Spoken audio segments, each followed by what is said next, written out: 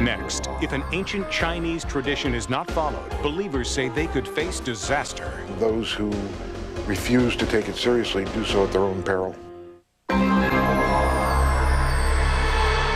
Most people believe that good luck comes by chance. You either have it or you don't. There are, of course, all kinds of superstitious methods to improve good luck, like a pinch of salt over the left, not the right shoulder, for example.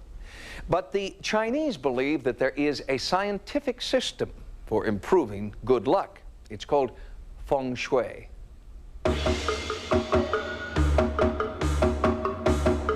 It is the belief that the perfect harmony in nature must be respected and reflected in what humankind creates. It's absolutely not something you can see.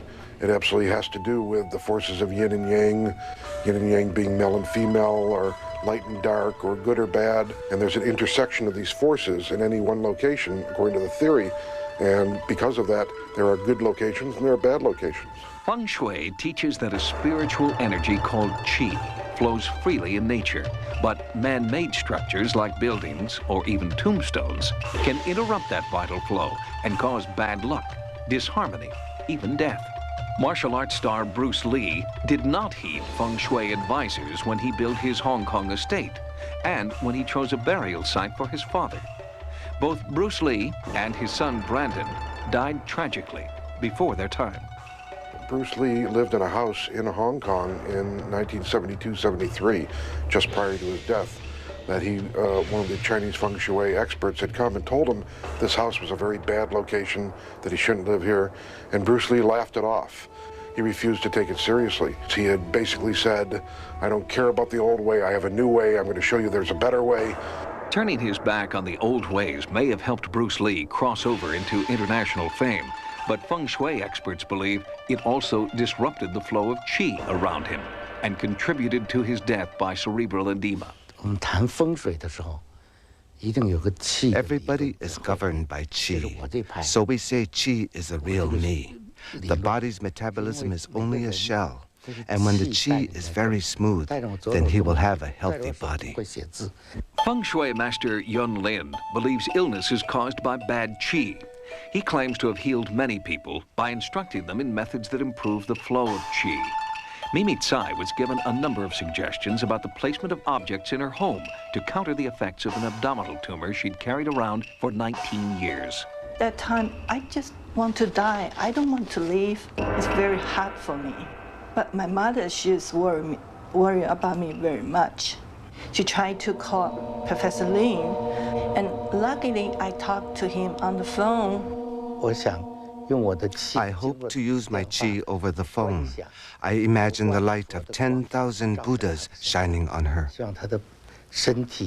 And he told me, don't worry. In 2 weeks, you will find a person who can help you. 2 weeks after implementing Professor Lin's feng shui principles, Mimi Tsai met Stanford Medical Center surgeon Dr. Harry Oberholman. When I first saw Mimi Tsai, she had a very large abdominal tumor which filled her entire abdomen and pelvis. The tumor weighed, I believe it was in excess of 3 kilograms, which is about 6.5 pounds. Using the combined forces of Western medicine and Eastern philosophy, Mimi is once again healthy. I recovered very fast. Even the nurse, the doctor, they think, oh, it's a miracle. How can you recover so fast?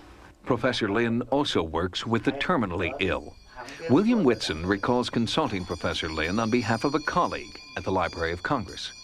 This one case involved a member of my staff in the Library of Congress whose father had a apparently incurable neurological disease.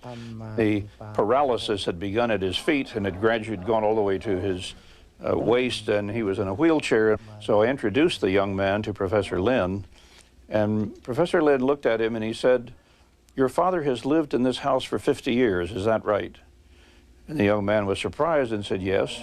Professor Lin said, now that I know this, the way to solve his problem is to take an 8-foot pole, sink it 2 feet in the ground behind the house about midway on the long axis, and he will be all right. The moment that pole was sunk into the ground, he began healing, and he's all right today. He's out playing golf. All of your bad luck have been removed. All of your bad luck, your illness, negative forces, all have been removed. The power of feng shui is intangible. It cannot be isolated in a laboratory or a test tube. We have only the personal experiences of those who have felt its power as proof of its existence.